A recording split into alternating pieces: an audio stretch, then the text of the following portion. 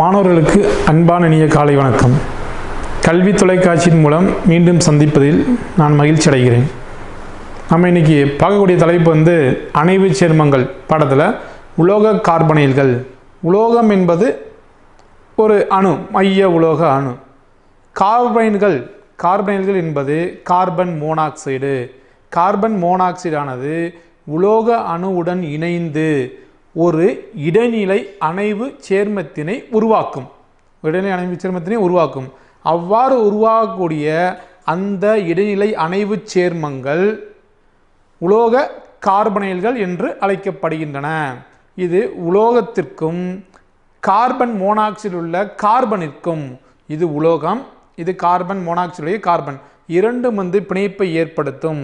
இவ்வாறு உலோகத்திற்கும் கார்பன் மோனாக்சைடும் ஏற்படக்கூடிய பிணைப்புக்கு பேர் உலோக கார்பன் பிணைப்பு என்று அழைக்கப்படுகிறது.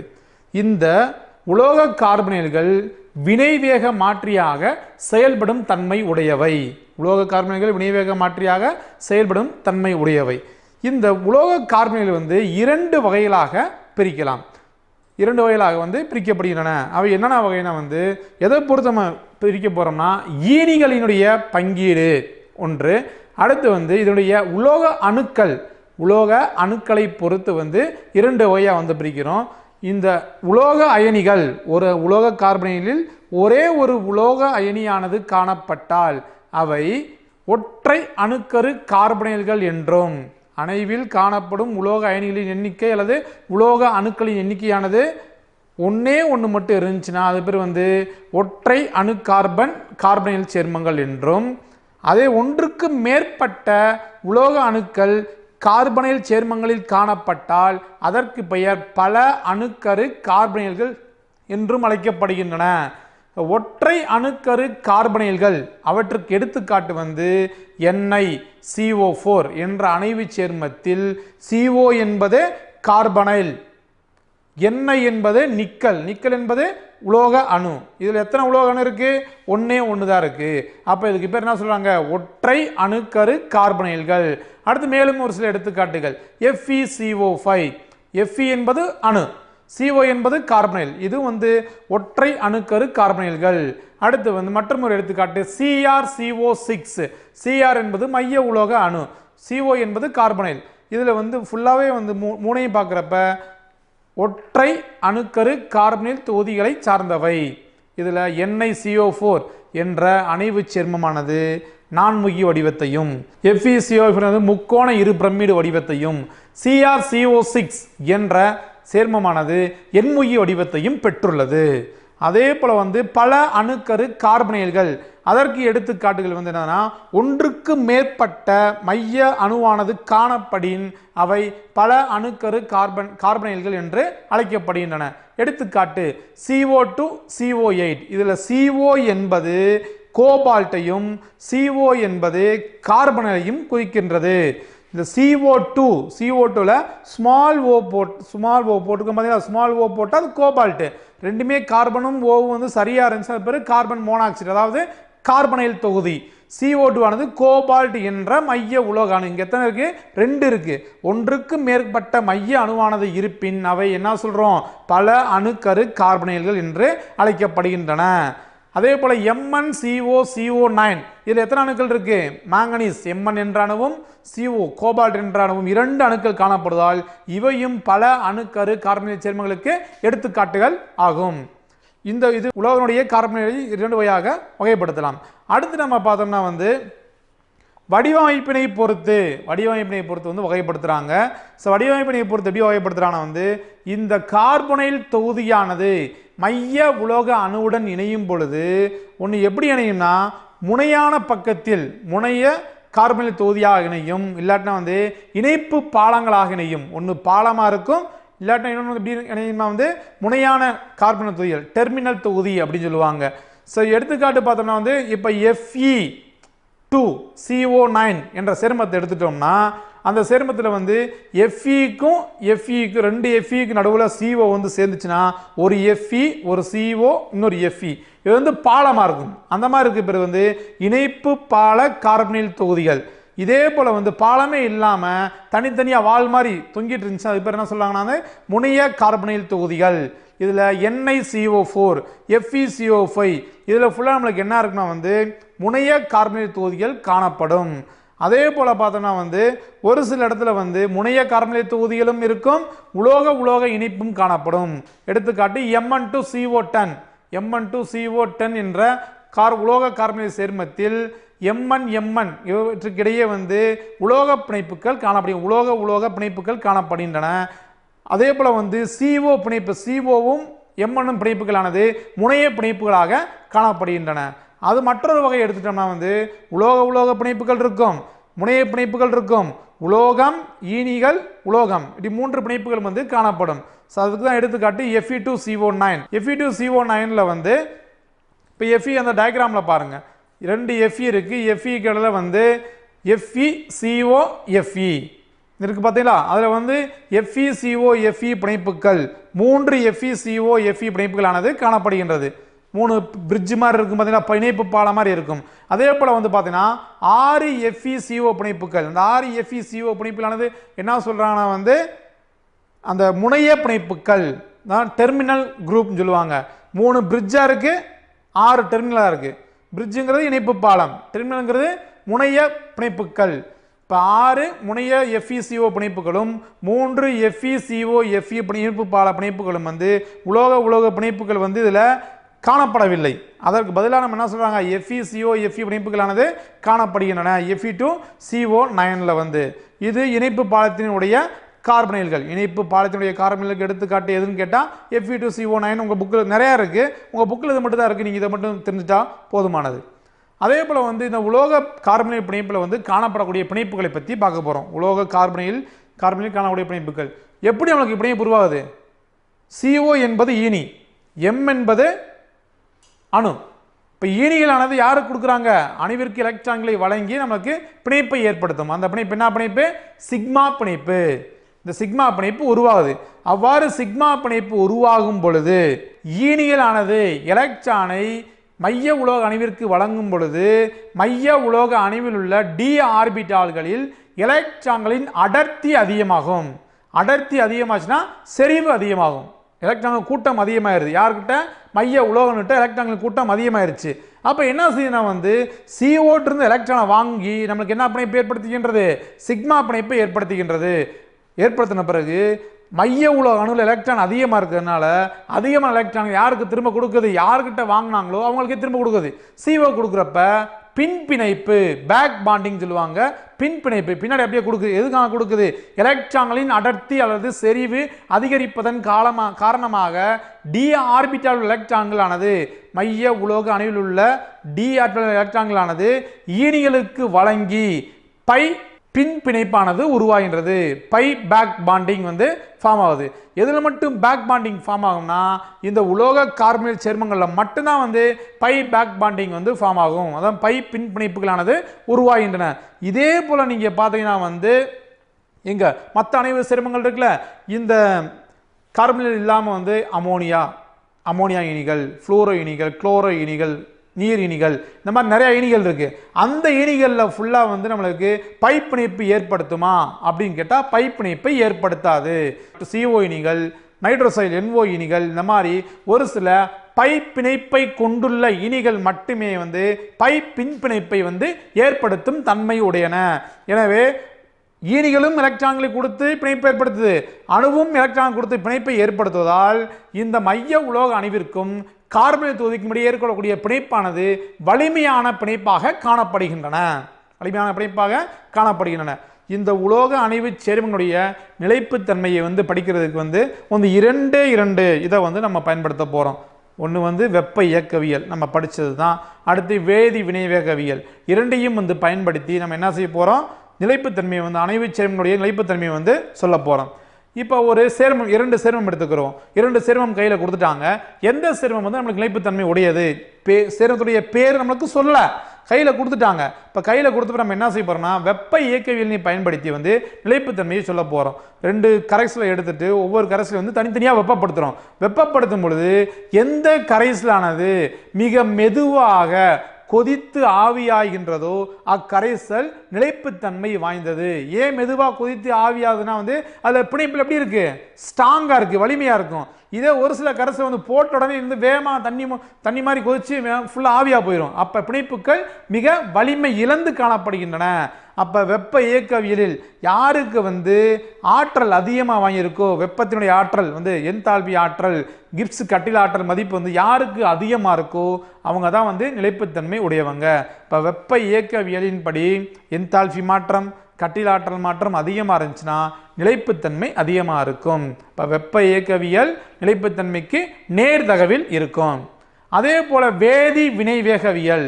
வேதி வினைவேகவியல்னா இப்போ ஒரு இதை வந்து ரியாக்ஷன் நடக்குது. ஒரு வினை நகரப்ப வேமா நிகழ்ந்துச்சுன்னா, ஒரு வினையானது வேமா நிகழ்ந்துச்சுன்னா அப்படி இப்போ என்ன செய்யும், வேமா உடஞ்சி வெளியே வந்துடும். மெதுவாக நிகழ்ந்துச்சுன்னா மெதுவாக உடையும். அப்போ வினைவேகம் குறைஞ்சிச்சுன்னா நிலைப்புத்தன்மை என்ன செய்யும் சார், கூடும். வினைவேகம் குறைஞ்சிச்சுன்னா வந்து நிலைப்புத்தன்மை கூடும். இப்போ வினை வேகம் அதிகரித்தால் நிலைப்புத்தன்மை வந்து அதிகரிக்கும். அது வந்து வேதி வினை வேகவியலில் நிலைப்புத்தன்மையானது எதிர் தகவை பெற்றிருக்கும். அதான் வேதி வினை வேகவியல் எதிர்தகவு 1 நிலைப்புத்தன்மை. அடுத்து நிலைப்புத்தன்மை மாறிலி. நிலைப்புத்தன்மை மாறிலியை வந்து எப்படி நம்ம குறியிட போறோம்னா பீட்டா.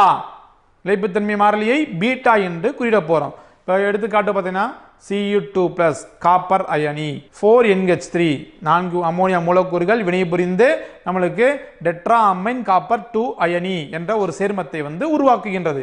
இந்த சேர்மத்திற்கான நிலைப்புத்தன்மை மாறிலி மதிப்பு வந்து எழுத போறோம்.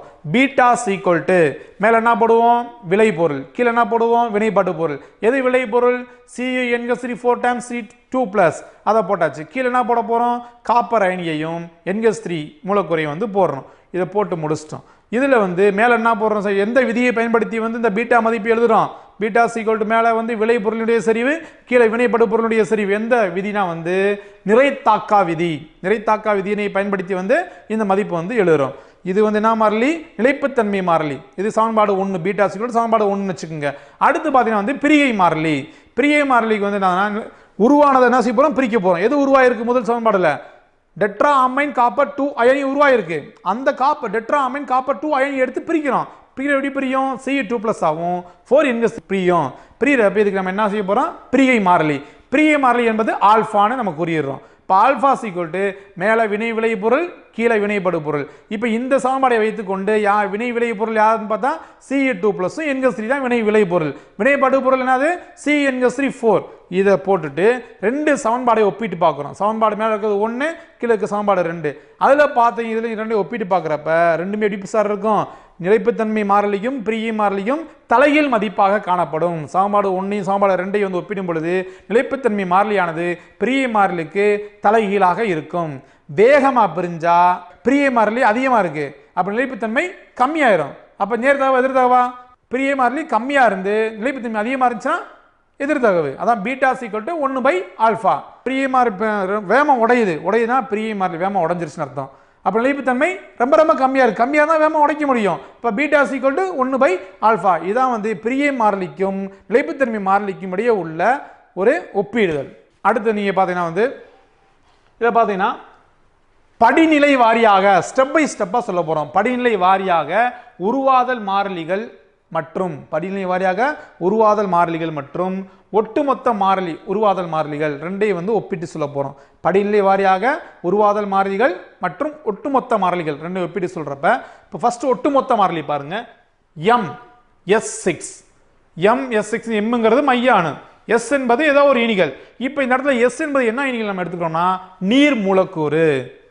S என்பது வந்து நீர் மூலக்கூறை குறிப்பது. இப்ப நீர் மூலக்கூறை வந்து ஏதேனும் ஒரு ஈனிகள் வைத்து ஈனிகளை சேர்க்கும் பொழுது நீர் மூலக்கூறை அணுவிலிருந்து வந்து எளிதில் பிரிக்க முடியும். அப்ப ஒரு ஈனிகளை போடுறோம். இங்க எத்தனை நீர் மூலக்கூறு இருக்கு, 6 நீர் மூலக்கூறு இருக்கு. 6 ஈனிகளை போடுறப்ப இந்த 6S என்பது நீரை குறிப்பது, 6S வெளியே போன இடத்துக்கு 6 ஈனிகள் போய் உள்ள சேருது. அப்ப M(S)6 6L = Ml6 + 6S. இதுல என்ன எழுத போறோம், நிலைப்புத்தன்மை மாறிலி பீட்டா எழுத போறோம். பீட்டா = மேல விளைபொருள், கீழே வினைப்படு பொருள். விளைபொருள் என்ன இருக்கு, Ml6 செறிவு Ml6, இங்க 6 போட்டாச்சு. அடுத்து நம்ம பார்த்தோம்னா கீழே வினைப்படு பொருள் என்ன இருக்கு, MS6 அடுத்து L6 இது போட்டோம். இதுல S என்பது நீரினுடைய செறிவு. நீருடைய செறிவு வந்து அதிகமாக்குறதுனால வந்து நீரின் செறிவு தள்ளத்தக்கது. அப்ப நம்ம என்ன எடுத்துடலாம், வெளியே எடுத்துடலாம். சரி, இதை வெளியே எடுத்துட்டோம்னா beta equal to ml6 by ms6 L6. இது வந்து எதை குறிப்பது, ஒட்டுமொத்த மாறிலியின் ஒட்டுமொத்த நிலைப்புத்தன்மை மாறிலியை குறிப்பது. Beta equal to ml6 by ms6 L6. இது வந்து ஒட்டுமொத்த மாறிலியை குறிப்பது. இதே போல படிவாரியாக ஸ்டெப் பை ஸ்டெப்பா வந்து போட போறோம். ஸ்டெப் பை ஸ்டெப்பா போடுறப்ப ms6 என்பது ஒரு அணைவு சேர்மம். இதுல ஒரே ஒரு ஈனிகள் போடுறோம். L என்பது ஈனிகளை குறிப்பது. ஒரு ஈனிகளை போடுறப்ப ஒரு S வெளியே போகுது, ஒரு L உள்ள சேருது. ms6ல ஒரு L உள்ள போறப்ப ஒரு S வெளியே போகும். அப்ப ms6 வந்து S5 மாறுது, L உள்ள போயிருது, ஒரு S வெளியே போகுது. இது வந்து ஃபர்ஸ்ட் ஸ்டெப் 1, படி 1, K1 படி 1. அடுத்து படி 1ல உருவான பொருள் அப்படியே எடுத்துட்டு அடுத்து இன்னொரு ஈனிகளை சேர்க்கிறோம். இன்னொரு ஈனிகளை சேர்க்கிறப்ப என்ன செய்யும், ஒரு S வெளியே போகும், ஒரு L வந்து சேரும். அப்ப ms4L2 இது படி 2. அதே போல படி 2ல உருவான பொருள் எடுத்துட்டு இன்னொரு L சேர்க்கிறோம். L சேர்க்கிறப்ப ஒரு S வெளியே போயிட்டு L சேரும். அப்ப ms3L3 ஒரு S வெளியே போயிட்டு படி 3. அதே போல படி 3ல கிடைச்ச பொருள் எடுத்துட்டு ms3L3 வந்து இன்னொரு L சேர்க்கிறப்ப ms2L4 S வந்து வெளியே போயிடும். அது படி 4. படி 5 இன்னொரு L சேர்க்கிறப்ப ஒரு S வெளியே போயிட்டு msL5 plus S வந்து கிடைக்குது. அடுத்து பார்க்குறப்ப படி 5ல கிடைச்ச பொருள் எடுத்து ஒரு L ஒரு ஈனிகளை சேர்க்கிறப்ப S ஃபுல்லா வெளியே போயிட்டு ml6 S வந்து நம்மளுக்கு வந்து கிடைக்கும். நான் என்ன சொல்றேன், S என்ற நீர் மூலக்கூறு கொண்ட ஈனிகளை வந்து ஒரு ஈனிகளை வைத்து வெளியேற்றுறதை வந்து ஸ்டெப் பை ஸ்டெப்பா வந்து கொடுத்துருக்கேன். இது வந்து ஒட்டுமொத்த நிலைப்புத்தன்மை மாறிலி. இது வந்து படிநிலை வாரியாக உருவாதல் மாறிலி. இது முதல் படி, இரண்டாம் படி, மூன்றாம் படி, 6 படிகளுக்கு இருக்கு. இதுல பீட்டா என்பது எதை குறிக்குதுன்னா ஒட்டுமொத்த மாறிலியை குறிப்பது. பீட்டா என்பது ஒட்டுமொத்த மாறிலியை குறிப்பது. K1, K2, K3, K4, K5. Beta என்பது எதை குறிக்கின்றதுன்னா ஒட்டுமொத்த மாறிலியை குறிக்கின்றது. பீட்டா என்பது ஒட்டுமொத்த மாறிலியை குறிக்கின்றது.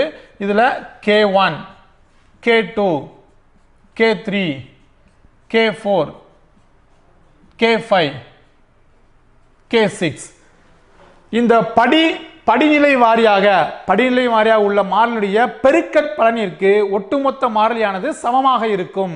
ஒட்டுமொத்த மாறிலியானது எதற்கு சமமா இருக்கு, படிநிலை மாறிகளின் பெருக்கல் பலனிற்கு சமமாக இருக்கும். பீட்டா ஈக்குவல் டு இது நம்ம லாக் எடுத்துட்டோம்னா நமக்கு என்ன வரும் சார், லாக் பீட்டா. மடக்கை எடுத்தா லாக் பீட்டா. இங்க பெருக்கல் இருக்கு ஃபுல்லா நம்ம என்ன ஆயிரும், மடக்கை எடுக்கிறப்ப பெருக்கல் ஃபுல்லா கூட்டலா மாறிடும். அப்ப log K1 plus log K2 plus log K3 plus log K4 plus log K5 plus log K6 எழுதிட்டோம். இதான் வந்து படிநிலை வாரியாக உருவாதல் மாறிலிகள் மற்றும் ஒட்டுமொத்த உருவாதல் மாறிலிகளுடைய தொடர்பு படுத்தும் சமன்பாடு. இது வந்து இதுவரைக்கும் நம்ம பார்த்தது ஃபுல்லா வந்து அணைவு சேர்மத்தில் பயன்படுத்தக்கூடிய கலை சொற்கள் பார்த்துருக்கோம். அடுத்து வந்து எந்த மாதிரி வந்து ஒவ்வொரு அணைவு சேர்மத்தின் நிறங்கள் எப்படி இருக்கு, காந்த பண்பு எப்படி இருக்கு, வடிவம் எப்படி இருக்கு, அதே போல என்னென்ன கார்பனிக் தொகுதிகள் இருக்குன்னு பார்த்தோம். அதெல்லாம் வந்து வச்சு நம்ம என்ன செய்ய போறோம், அணைவு சேர்மனுடைய முக்கியத்துவம் மற்றும் பயன்கள் அதை பற்றி வந்து அடுத்து நெக்ஸ்ட் நம்ம வந்து பார்க்க போகிறோம். தாலோ நீலம் என்பது தாமிரம் காப்பர் 2 அயனியுடைய சேர்மம் தான் நீலம் கலந்த நிறம். இது அச்சுமை தயாரிப்பில் பயன்படுத்தப்படுகிறது. யார் அச்சுமை தயாரிப்பில் பயன்படுத்தப்படுகின்றத, தாலோ நீலம் வந்து அச்சுமை தயாரிப்பில் பயன்படுத்தப்படுகின்றன. தாலோ நீலத்தில் காணப்படும் அயனியின் பெயர் என்ன அப்படின்னு கேட்டால் வந்து Cu2+ அயனி தான் தாலோ நீலத்தில் காணப்படக்கூடிய அயனி. அடுத்து நிக்கலை தூய்மைப்படுத்த உதவும் முறை வந்து என்ன முறைனா மாண்ட்டு முறை. அந்த மாண்ட்டு முறையில் நிக்கலை தூய்மைப்படுத்த பயன்படுத்தக்கூடிய அணைவு சேர்மம் எதுனா வந்து NiCO4 nickel tetra carbonyl. NiCO4 என்ற அணைவு சேர்மமானது நிக்கலை தூய்மைப்படுத்த பயன்படுத்தப்படக்கூடிய ஒரு அணைவு சேர்மம். அதே போல EDTA ethylene diamine tetra acetate ion இது ஒரு கொடுக்கிணைப்பு சேர்மம். இந்த கொடுக்கிணைப்பு சேர்மமானது எதற்கெல்லாம் பயன்படுத்தப்படுகிறதுனா லாந்தனைடுகளை பிரித்தெடுக்க, மோனோசைட் மணலிலிருந்து லாந்தனைடை பிரித்தெடுக்க பயன்படுத்தப்படுகிறது. அதே போல கடின நீர், உப்பு தண்ணி இல்லாட்டினா அயனிகள் அதிகம் கொண்ட நீர்கள், இந்த கடின நீரை மென்னீராக மாற்றுவதில் பயன்படுத்தப்படுகிறது. அதே போல உடலில் காரிய நச்சுக்கள் ஏதேனும் இருப்பின் EDTA பயன்படுத்தி காரிய நச்சுக்களை எளிதில் நீக்க முடியும். எதை பயன்படுத்தி? EDTAவை பயன்படுத்தி. அடுத்து நான்காவது பார்த்தோம்னா வெள்ளி மற்றும் தங்கம், பூமிக்கு அடியிலிருந்து கிடைக்கக்கூடிய வெள்ளி மற்றும் தங்கம் ஆகியவை தாதுக்களிலிருந்து பிரித்தெடுக்க மாகாதர் ஃபாரஸ்ட் சயனைடு முறையின் பயன்படுத்தி வெள்ளி மற்றும் தங்கத்தை பிரித்தெடுக்கலாம். எவ்வாறு பிரித்தெடுக்கலாம்னா அதனுடைய அணைவு சேர்மமாக மாற்றப்பட்டு பிரித்தெடுக்கப்படுகின்றது. எனவே அணைவு சேர்மமாக மாற்றப்பட்டு பிரித்தெடுப்பதில் முக்கிய பங்காற்றுகின்றது அணைவு சேர்மங்கள் வெள்ளி மற்றும் தங்கத்தையும் பிரித்தெடுக்க. அடுத்து பார்த்தோம்னா உலோக அயனிகளை அணைவு சேர்மமாக்குவதன் மூலம் ஏதேனும் ஒரு சேர்மத்தில் உள்ள உலோக அயனிகளை அணைவு சேர்மமாக்குவதன் மூலம் துல்லியமாக அளந்தறிய முடியும்.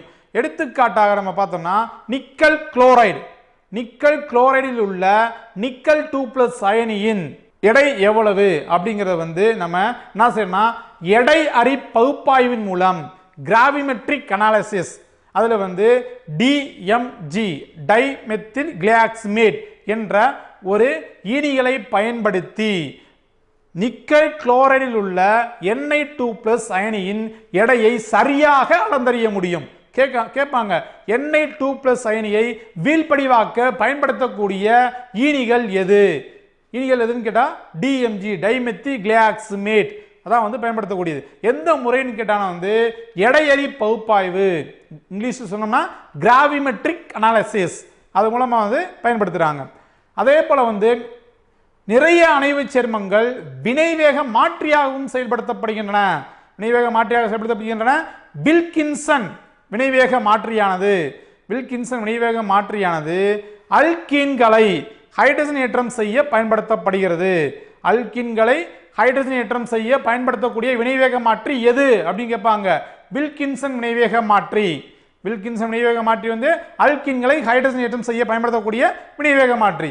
அதே போல ஜிக்லர் நேட்டா வினைவேக மாற்றி பிளாஸ்டிக் தயாரிக்க, பாலித்தீன் பேப்பர் தயாரிக்க பயன்படுத்தக்கூடிய வினைவேக மாற்றி ஜிக்லர் நேட்டா வினைவேக மாற்றி பலப்படியாக்கல் வினையில் பயன்படுத்தப்படுகின்றது. பாலித்தீன் பேப்பர் தயாரிக்க பயன்படுத்தக்கூடிய வினைவேக மாற்றி எதுன்னு கேட்டாங்கன்னா ஜிக்லர் நேட்டா வினைவேக மாற்றி. அடுத்து மின் முலாம் பூச பயன்படுத்தப்படுகிறது. தங்க முலாம் பூச, ஈய முலாம், பித்தளை, அதே போல காப்பர் முலாம் பூச, வெள்ளி முலாம் பூச போன்ற முலாங்கள் பூசுறதுக்கு அணைவு சேர்மங்கள் பயன்படுத்தப்படுகின்றன. அதே போல கால்சியம் EDTA அணுவானது, இந்த அணைவானது என்ன செய்யறா உடலில் உள்ள காரிய கதிர்வீச்சு நச்சுத்தன்மை கொண்ட உடலை உடலுக்குள்ள இருந்துச்சுன்னா அதை நீக்குவதற்காக கால்சியம் EDTA பயன்படுத்துறாங்க. கால்சியம் EDTA அணைவானது காரிய மற்றும் கதிர்வீச்சு நச்சினை கொண்ட ஏதேனும் பொருட்கள் உடலில் இருந்துச்சுன்னா அந்த உடலுக்குள்ள நீக்குவதற்காக கால்சியம் EDTA என்ற அணைவு சேர்மமானது பயன்படுத்தப்படுகின்றன. அதே போல புகைப்பட தொழிலில் சோடியம் தயோ சல்பேட் என்ற ஒரு அணைவு உப்பு பயன்படுத்துறாங்க.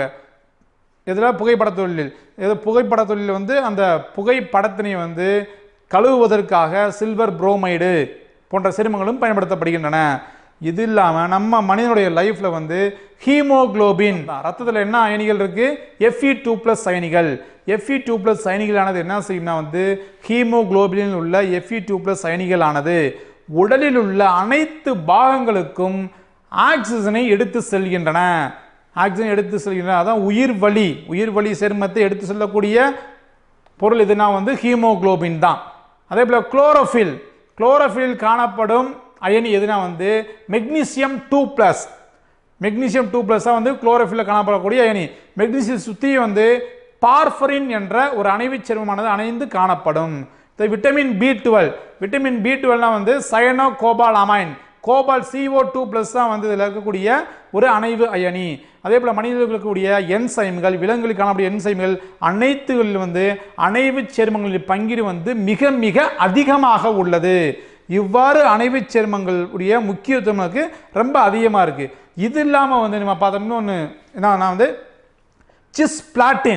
சிஸ்பிளாட்டின் வந்து புற்றுநோய் கட்டிகளை குணப்படுத்துவதற்கு மருந்தாக பயன்படுத்தப்படுகிறது. இது அணைவு சேர்மங்களுடைய பயன்கள்.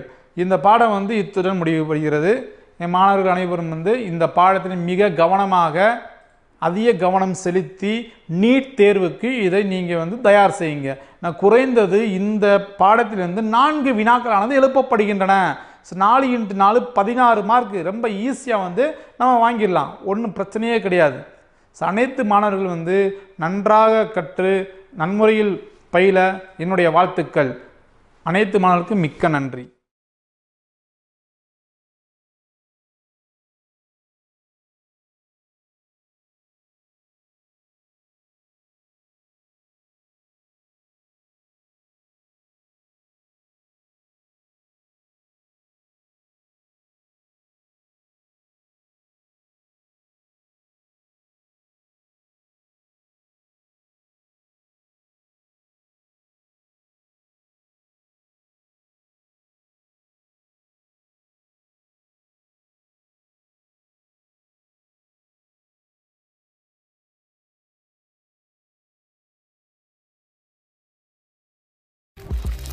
இந்நிகழ்ச்சியை பற்றிய தங்களின் மேலான கருத்துக்களை கீழ்கண்ட முகவரிக்கு கடிதம் மூலமாகவோ, மின்னஞ்சல் மூலமாகவோ, குறுஞ்செய்தி மூலமாகவோ தெரியப்படுத்தலாம். அனுப்ப வேண்டிய முகவரி: சிறப்பு அலுவலர், கல்வி தொலைக்காட்சி, 8ஆம் தளம், அண்ணா நூற்றாண்டு நூலகம், காந்தி மண்டப சாலை, கோட்டூர்புரம், சென்னை 6,85,000. தொலைபேசி எண் 7824015000.